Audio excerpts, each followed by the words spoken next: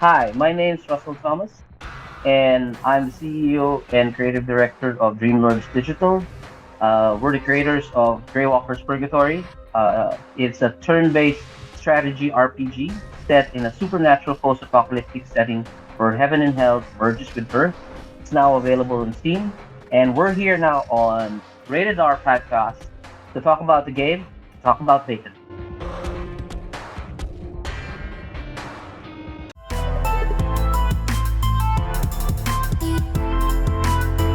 Hello guys and welcome back. Welcome back to episode 193. My name is Bam Havoc, your host, and joining me today, we've got quite a special guest for you guys today. Yes, we're back onto the indie development scene, talking to indie developers about their games they're creating. Joining me today is Draconis, and Drac will introduce our guest. Drac, bonjour mon ami, comment ça va? Well, I can't tell. It's good morning. Is it good morning or good afternoon where you're at right now? I forget. Morning. Thank you for waking me up. I've got my bed hair still on. I've already drunk 2 cups of coffee down there. Thanks. Yeah. Right. Yes, with us today we have Russell from, is it Dreamlords? Dreamlords, yeah. Dreamlords Digital.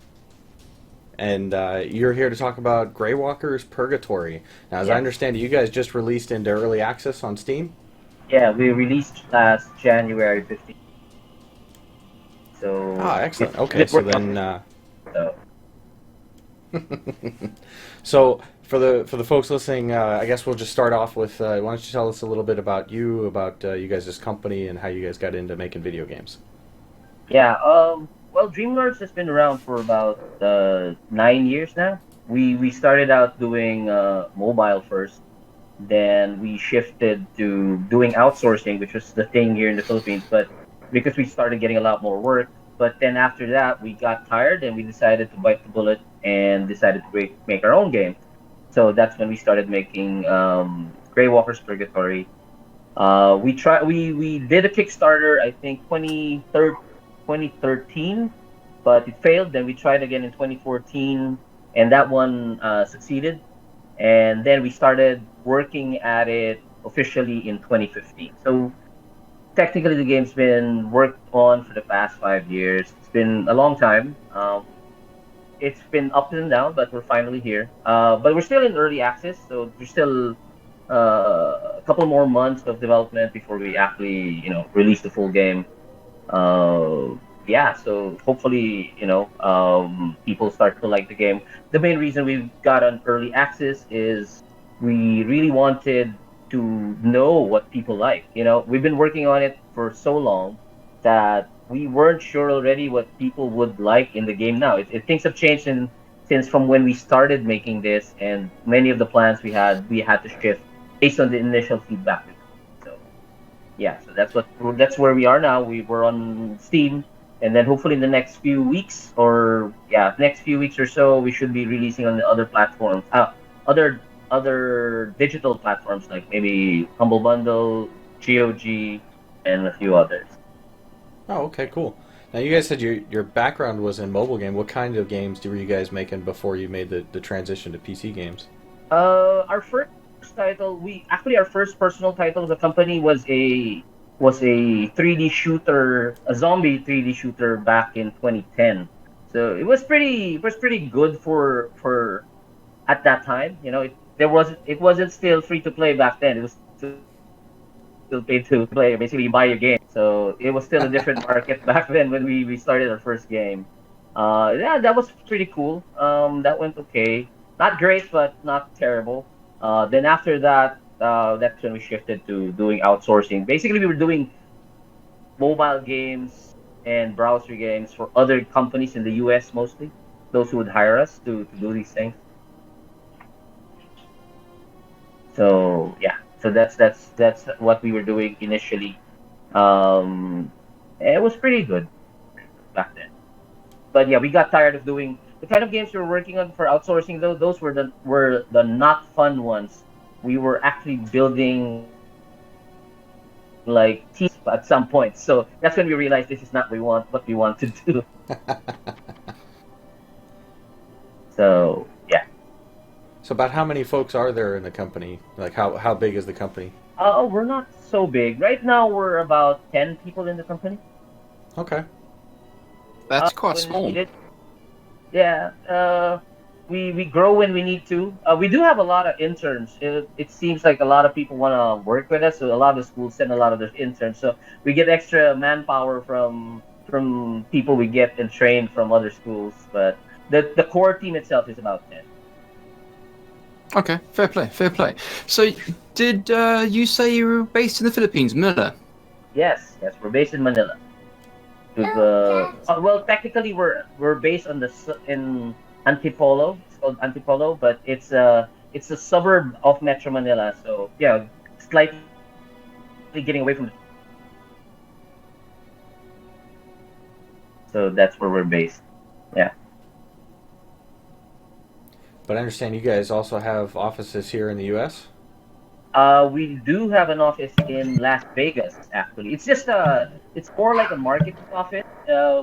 It's where we used to have a lot of where our clients would contact us, and that's where we would basically do business. The business office is in the U.S., and then development is mostly here in Manila. But ever since we started focusing on building our own game, that the office is still there, but it's not really operational much, except taking calls when needed and stuff like that.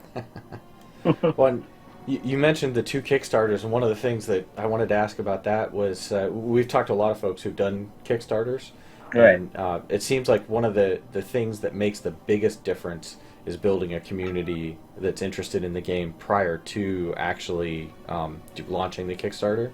Right. What were some of the lessons that you guys learned between the first and the second Kickstarter that you did that you think maybe helped that make the second one successful?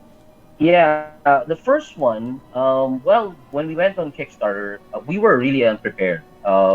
We just decided it like I think we only had like a month to prepare, and we went on Kickstarter, not much to show, and I think that hurt the campaign a lot because though we had stuff to show, there was still a lot of things people were looking for, and then we were like asking for a bit more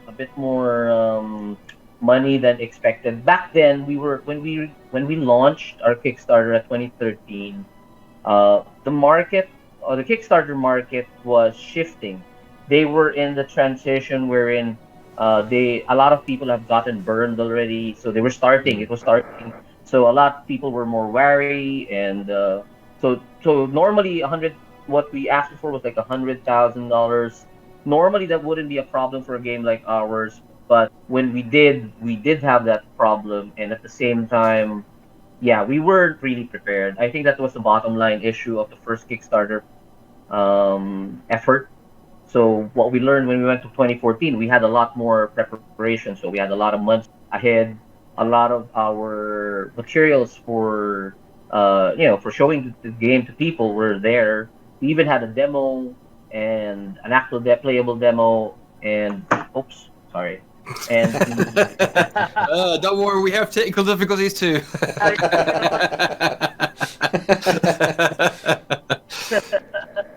and lastly, I think yeah, we had time to talk to the press before we launched our Kickstarter for the second one. So that helped a lot. A lot of people were more aware of us being on Kickstarter, and that's how we also lowered our minimum, so that helped us reach a target, and then it went above it. And then even as we went above it, we even got additional funding from other backers outside of the campaign. So that was The pretty thing I cool. found Nice. about Quickstarter, sorry, it's 2 in the morning for my brain right now. I must apologize.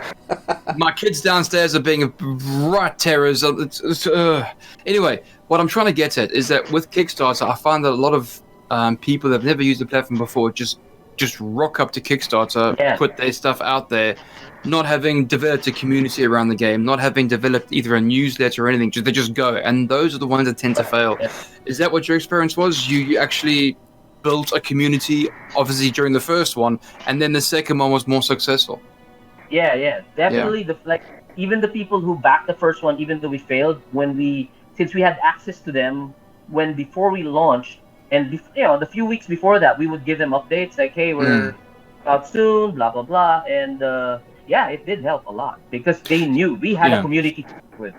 Yeah. Yeah. So you got your community from the initial Kickstarter. So you basically Right. used the fail as a success, which is good. Yeah, cool. Right. Got a head on your shoulders. Good to know. So what are the inspirations for this game? Oh wow! Because we've got a long list, and I want to see if we've hit these marks. XCOM, Fallout, Yeah, yeah. Jagged Alliance. Well- We've written a list because they remind us of certain games. Like, Yeah. Well, playing all these games, the definite influences, the big ones were, of course, XCOM, Fallout, and Jagged Alliance.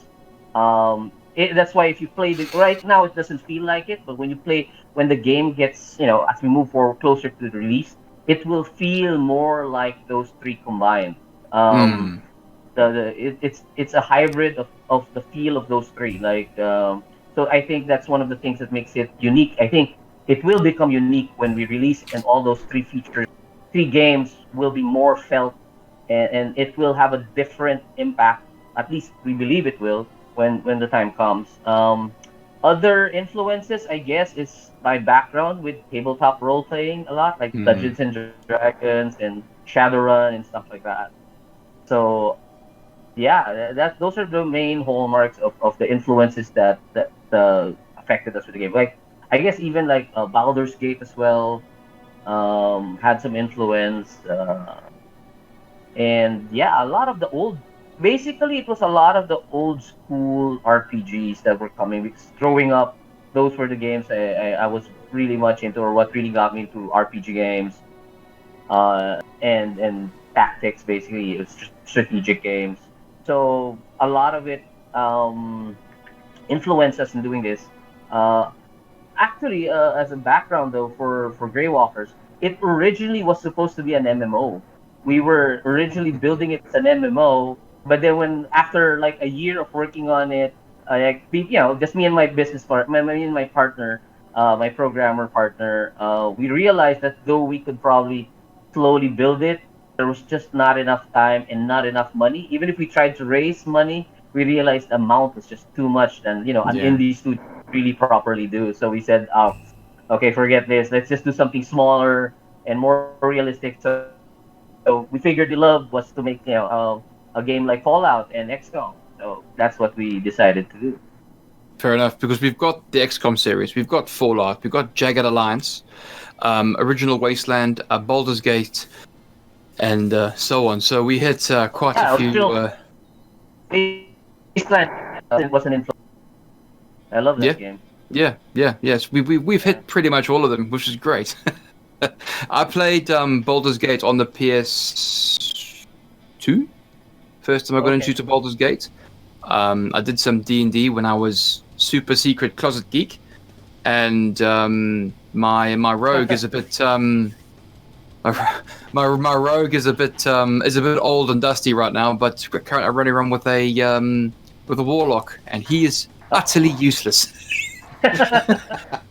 Utterly useless. But hey, it's fun playing him because he casts a fireball and blows everything up, including himself. That's great. Yeah, that's a happy days. No, it's frustrating because he does. He's got the worst luck ever. Just him and his luck. It's terrible. Watching you die or something. When it comes to that guy, I swear to God. Wilziak, God. Poor guy. Anyway, back to the game. Well, before we jump back to the game specifically, you mentioned Dungeons and Dragons, and when I was doing a little bit of research, maybe about a week or so ago, I noticed that you had appeared on a Dungeons and Dragons podcast. Yeah, they invited me to do an interview on Dragon Talk. Basically, I had to talk about the game and its influence on Graywalkers, and the fact that a lot of my background in making the game and building games came from Dungeons and Dragons. So it was something that they wanted to talk about. It was pretty cool. It was an hour long, just me talking about gaming and my experience as a DM. I've been DMing for like 25 years or something. So Oh it's been wow. quite some time. So yeah. Good So and lord. then yeah. So I it's a don't, lot I of don't want to be on your table 25 year. No. You will put me in the dirt. Nah. No. not kill that many. Normally, my trick is not to kill the players. I try to get the players to kill each other. So that, Ah, and ah. they do. They do. And have NPCs that kill everyone else. Yes. Never Whoever's trust the NPCs ever. yeah. So, oh, they don't never trust players. They will do worse Ah, than NPCs. Yeah. quite Yeah. right. I That's one of the funny things about a D&D group is I've always thought it was funny is if somebody's character dies, there's the most groups that I've played with, typically they kind of gloss over that introduction, and then it's like all of a sudden the new character is just a trusted member of the group and they just go off and do their thing and they're trusting this person with their life and sometimes possessions and they don't actually really know this person, but right, the trust right. is there because they know the player, not the character, and I always thought that was kind of funny. Yeah, but I guess it's up to the GM to give them that option. Hmm. One of the funny things I thought actually in the show, and it's something, is like I ran this really big game. There was like 20 players in that game. Wow. Yeah, and all of them were at least level 20, level 20 to 30. So it was a mix. Level 20 to 30, 20 players. And Good the God. best way I dealt with it was I gave all of them a chance to get whatever they want, but they had to kill each other. And they did. They were only a handful was left. Everybody was so greedy, they wanted everything, so they all tried to kill each other. But combat So must have taken about 3 weeks. pretty much it was like 3 or 4 sessions of like 14 hours each or something like that. Oh wow. So, Tommy, Graywalkers, alignment, chaotic neutral?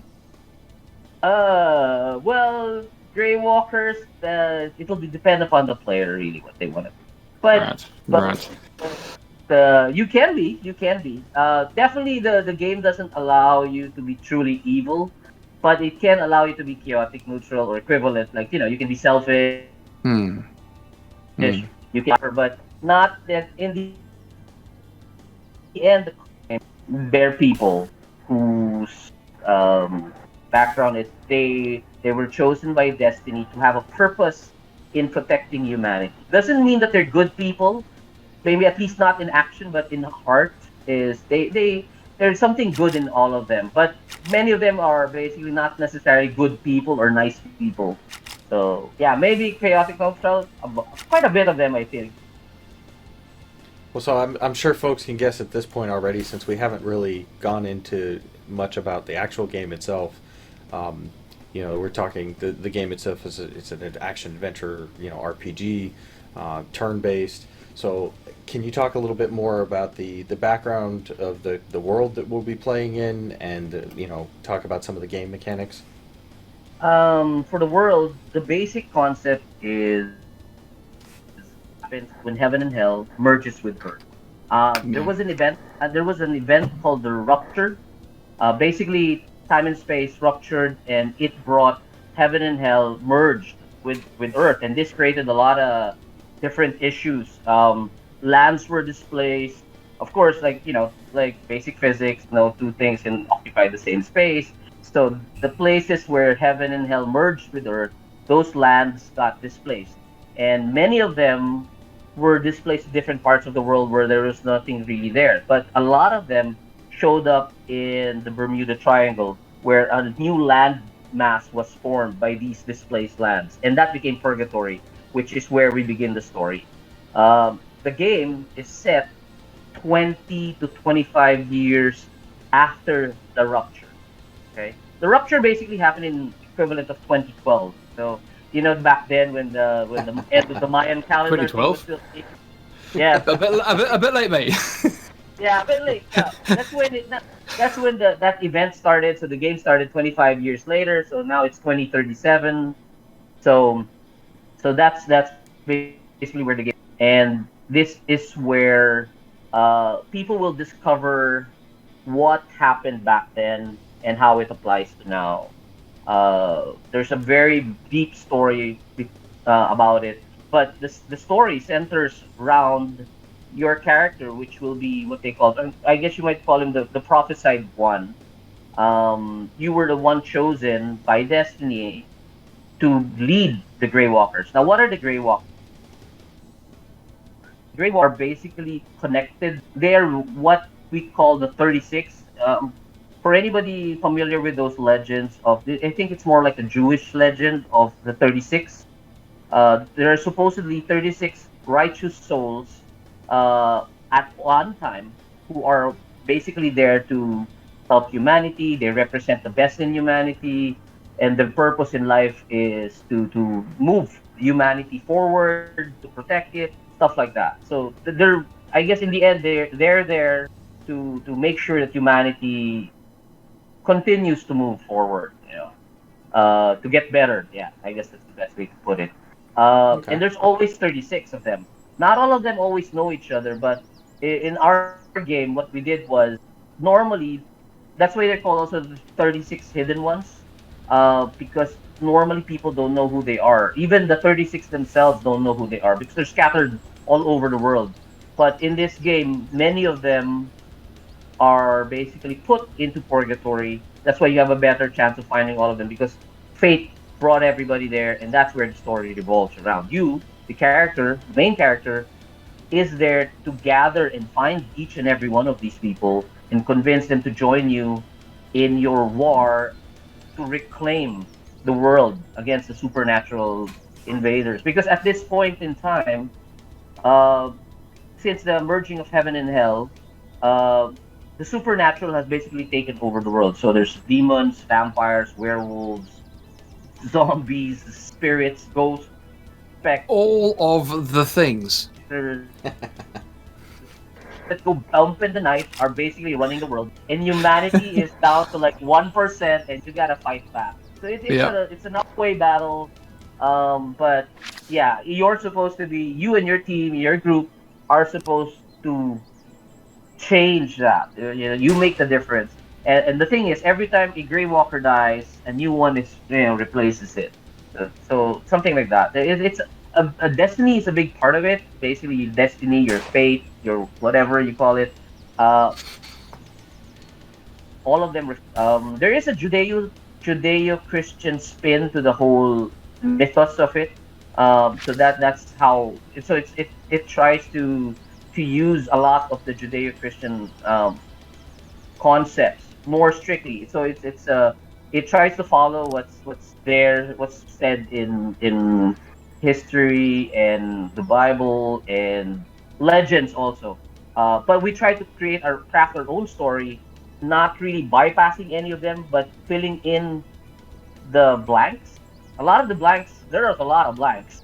So we tried to use those blanks, and that's where we forged our own story, unique story that tells of these groups.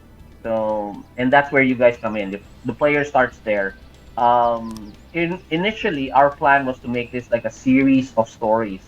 The amount of stories we have, like the whole game, Graywalkers Purgatory, is just technically the first, I guess you might call it the first season of the game, wherein your goal is to just gather the heroes.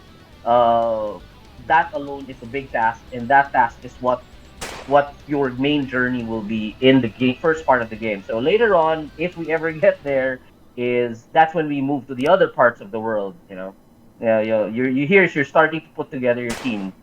If you succeed at the end of the game, then the next time you play, you can go and do the other part of the story, which is where you now have to find out what happened to the rest of the world. Because at this point in time, Purgatory was separated, not really separated, but they were not known to, they were not easily accessible. So not too many people knew of them, except by accident, basically. Like who knows what's in the middle of the Bermuda Triangle at this point, right? So it's the same thing. Yeah. No one knows today, so yeah. No one knows today. It's been years and years, and still nobody does. I'll put the tinfoil hat on. No one knows today. So with these individual characters that you're going out and seeking because they're hidden, Could you actually have a playthrough where you don't find them all, or is it set up in the story that you will actually find all of them? The story will allow you to find all of them, but take note, there are more than 36. In the game, we set it up that there are more than 36 of them. So which 36 you will find is really up to you, because you Okay. can only have a maximum of 36, and that includes the player. So technically, you're looking, and then technically you're only looking for 32.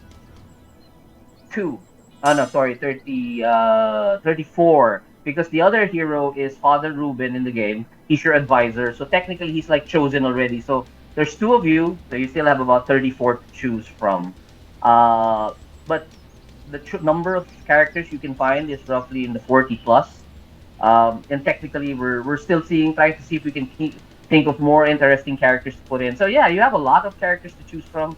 And we made sure that if your character dies, you can recruit other characters as well. We didn't want them to go, without enough people, because plus it was part of the story. So we want to make sure if they die, because there's permadeath in the game. So Ah. if characters die, then sorry, unless you load from a previous game, then they're dead. There's no way bringing them back. Yeah, especially if you play the Iron Man mode later on, that'll be hard.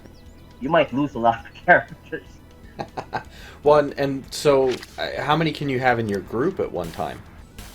In your team, well, in tactical combat, you can have up to 10. Oh, wow. So Okay. yeah, so we made it like there. We were trying to find out the best number before, God, but 10. Whoa. yeah, That that's puts Final Fantasy to shame.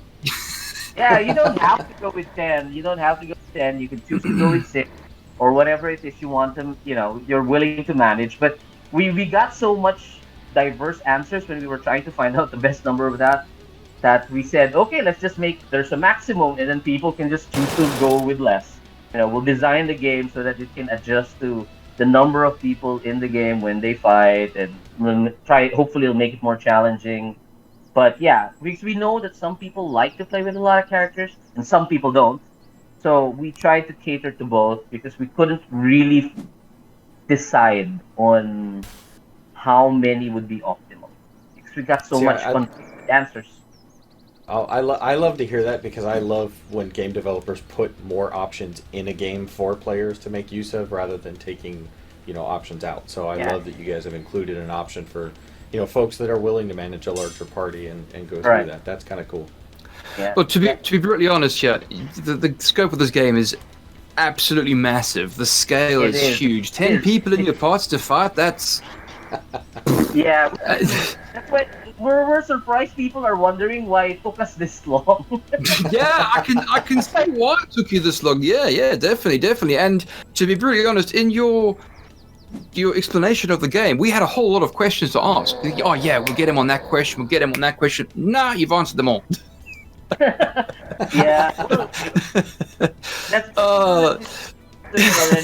You covered them all. Yeah. With the basic story of the game covered. How can you covered? 32 covered. What's got covered?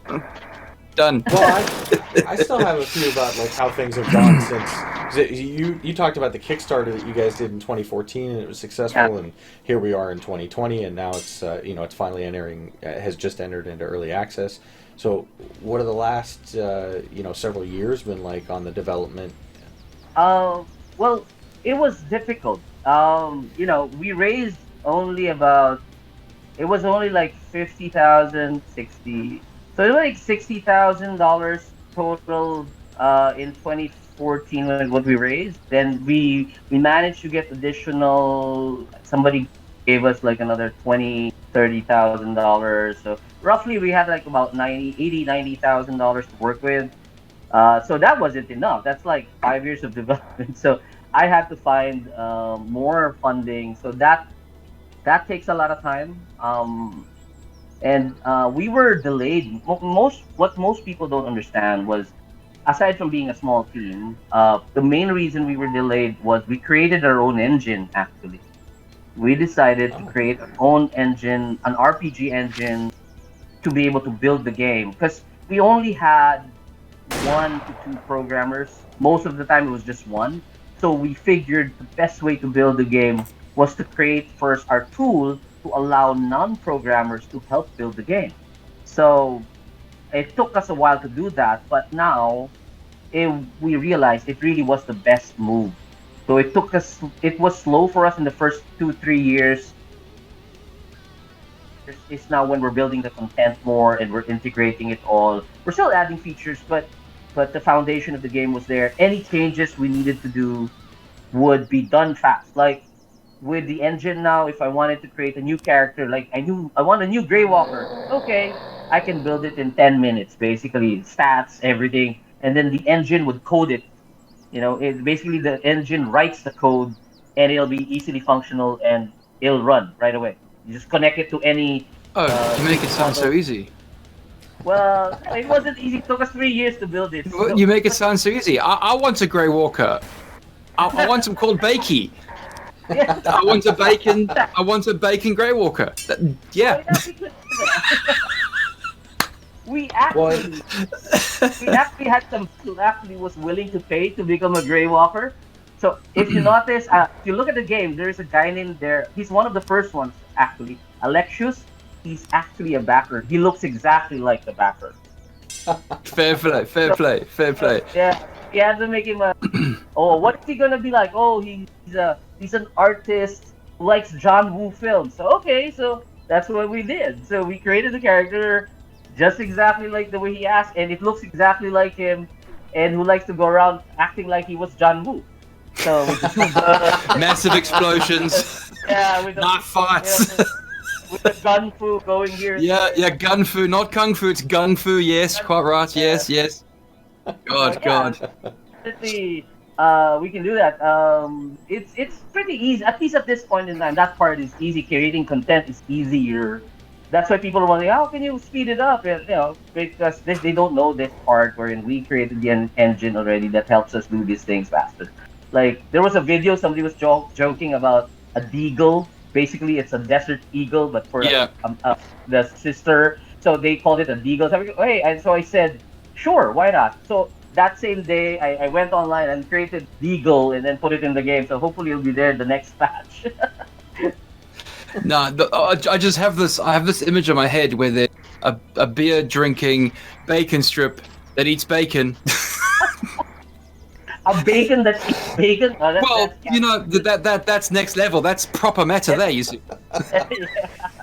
Well, who knows? I might refer to that. One of these No. I'm just the way you describe it, just clickety click done. Couple of seconds. I'm like, really now? So if you guys have built the tools in that way, is there a chance that there'll be a tool set that comes out for players to also create content? Good question. Actually, the reason we built that tool set also was because modding is a big part of what we want to happen with the game. So that tool set will be open to the players pretty much after we launch the full game. And then we fix it. We're gonna fix it for usage by the player. But even now, technically, we can do it if we want to, because we did it for the demo. In fact, most people who had the demo didn't know that they can actually mod the game already at that point. So we just didn't tell them. If let's see if anybody finds the secret buttons to it, but nobody found it, so it's fine. But and yeah, so. That is the plan. We want a game because we plan to work on the game a long time. Even after we release, we plan to support the game for years after if we can.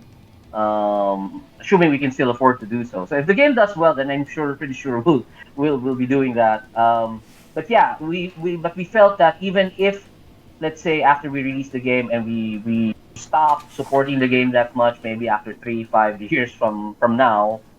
The game will continue to live on through the backers. Through the modders, and they'll be able to play a lot. And they can pretty much change everything. The way we built it was they can change everything: characters, their stats, their skills. What skills are there? Because they can create them on the fly as they needed to. Abilities, they can create new abilities, new weapons, new armor, new everything. Abilities. Yeah. He can throw applesauce at them. Yeah, I like that already. And throw his empty beer mug. I like it. He drinks his beer and throws it at them. I like this already. I want that mod package. Yeah. I'll create Bakey. Drinks his beer, throws it at him. There you go. We need one of that soon. Oh, it'll be funny as hell, that. Oh, fantastic. Fantastic. Yeah. So just see yeah, it now. that's pretty much what we've done with toolset. Oh, In fact, the plans with the toolset is after the game, we're looking at using it to build other genres of games, but using the same tools. So basically, it'll feel like it's Graywalkers, but it'll be like a different. Yeah, of course, like one could be a superhero game, one could be this fantasy game. You could easily do it, not so easily, but reasonably easy. Make new games using the toolset much faster this time. So those are the plans in the long future. So yeah, so that's what we're hoping to do after we do this. Makes sense. yeah, I like that. Didn't come across the question of modding, but I'm glad Drake found that one out. Because now I could just see it now. In a world of mystery and magic stands one man, Bakey, conquering the world one beer token at a time. What Bam has failed to mention at this point is that we occasionally, when we talk to folks, we will try to convince them to put bacon in some shape or form into their game, and you might be surprised at how many developers have done that. Yeah, you never But know. in the most trolly, funny, taking the piss, funniest ways. There's a video game that's got I keep mentioning this. It's my favorite troll. Is it? There's a bacon strip as an asteroid in a space game that I shall not mention, and I tell you what, it just it's just floating. It didn't get caught by anything or anyone. It's just there. It's fantastic. There's a bacon cart. There's God, there's so much. It's funny. It's funny as hell. It's brilliant. It's brilliant. Well, sure to check out the game in a few months. You just might see more bacon in there. Don't do it if you don't want to, but seriously, it's just funny. Yeah. It's just funny. Games ruined by a shitty little podcast on the internet. We have a list. Oh, fantastic. Fan-bloody-tastic. Good God. Drac, my good man, is it time? No, not yet. Oh. We're getting there. Do you have more questions? Okay, cool. Yeah, Let's get there. Well, you mentioned earlier about some of the different digital platforms that you guys were, looking to target. But what about actual, physical hardware? Yeah, well, about physical hardware, because I see that it's listed for Windows on Steam. Have you guys considered, or is it possible you may be looking at, Mac or Linux? Or... Mac and Linux is going to be releasing this Feb or March at the latest. We actually have it ready more or less, but we haven't tested it. None of us are Mac and Linux users, so it's taking us a bit of time to test them properly. So we want to make sure that before we get it to them, we figured, at least the Mac and the Linux guys will be going through lesser of the growing pains of the game. By the time they get, it'll be more stable than it is. In fact, just this past week, since we launched to now, we released a patch which fixed a lot of stuff, and we'll be moving some more, fixing some more patches. As for platforms, our plan is Linux and Mac in the next 2 months, next month or two, and then after that, when we're done with the game, there is a plan to port it to PS4 and Xbox, assuming that we can afford PS5. But then it'll be PS5, I assume. So PS5. So I can play it on the PS5 because Drac forgets to mention I'm a console peasant. Well, he's a master racer. Yeah. Yeah. We forget to mention on the console. Definitely on the console. We want to. This game would be quite good in the console, I reckon. It's a very unique genre, and again, it would just 10 people, man. God, that's still a lot of people to manage.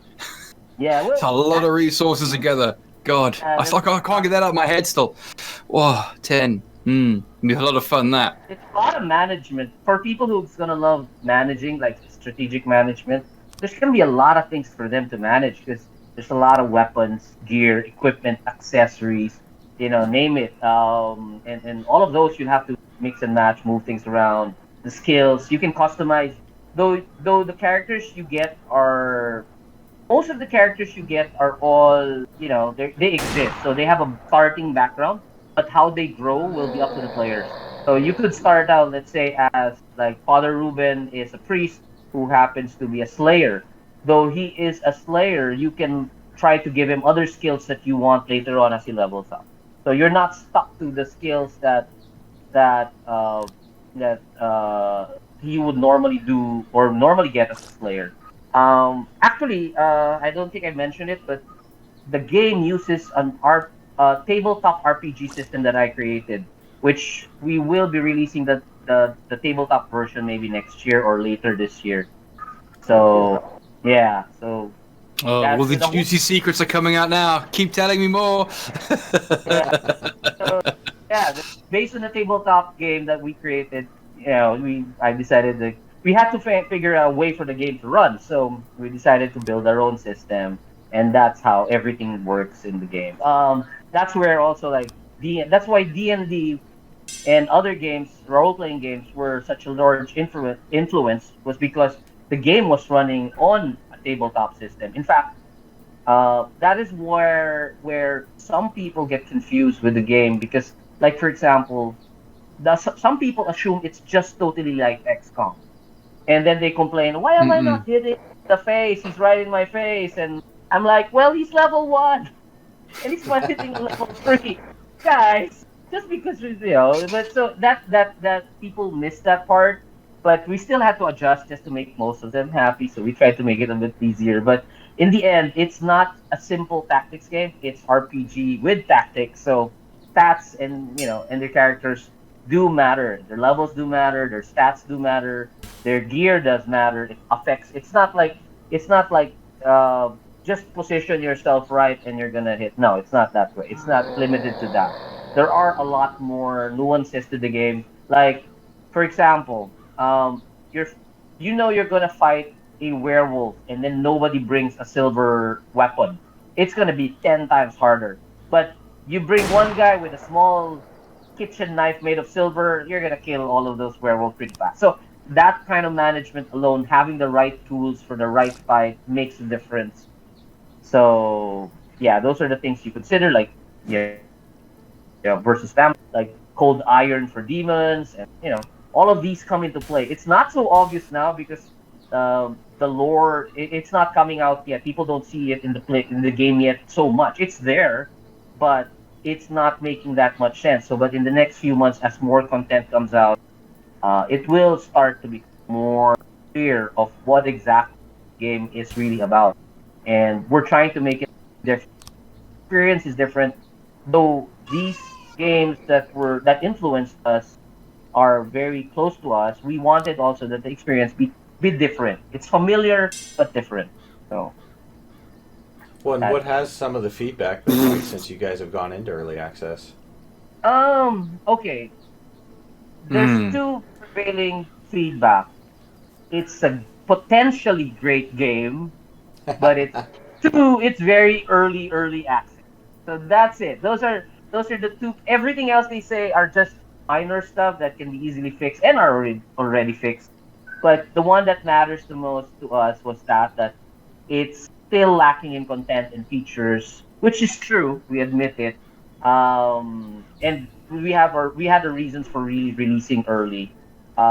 One of which was knowing feedback, and two, we figured we needed to get the ball rolling.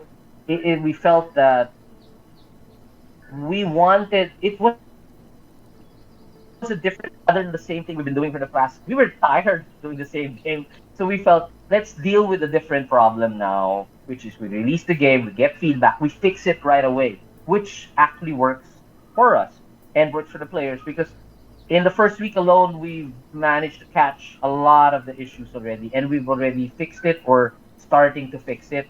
And I think we should be done fixing the most of the problems. At least that was mentioned in the first within the first month. Um, and the other part, which is it's a potentially great game. People love the idea, people love the concept, and that's been all across.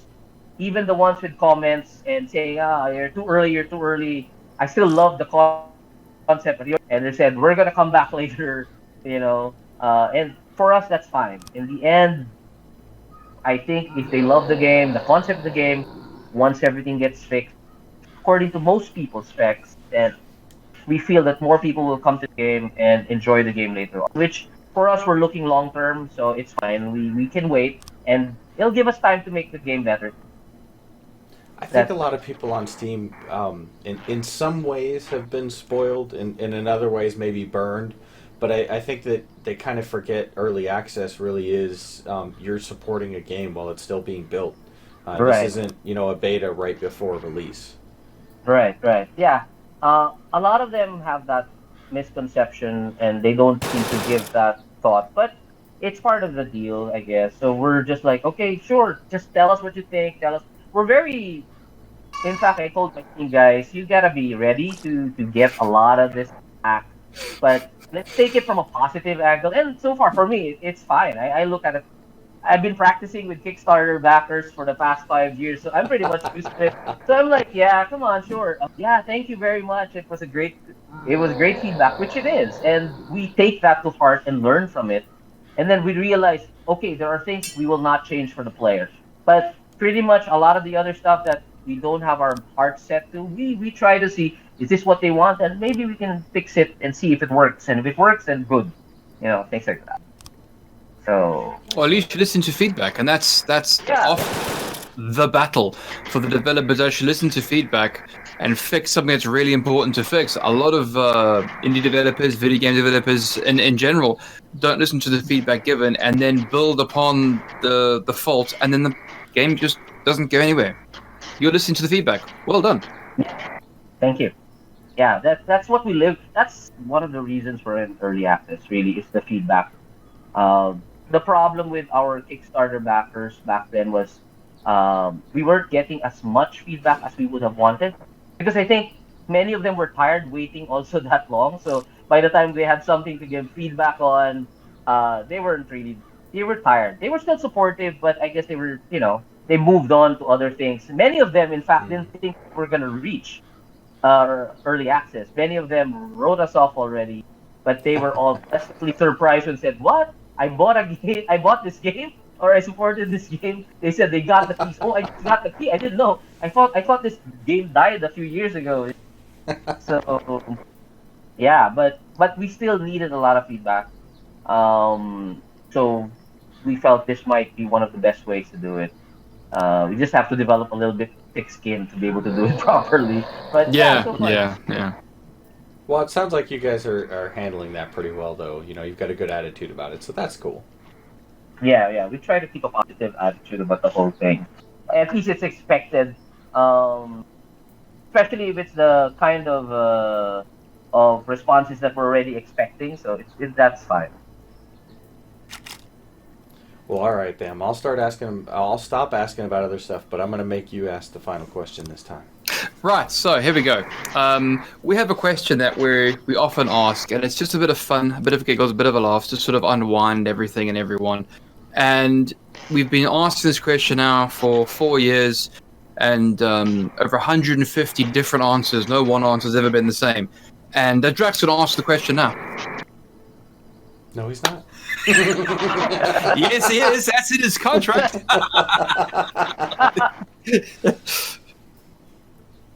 So what is the question? There we go, Drac. He's asked you what the question is.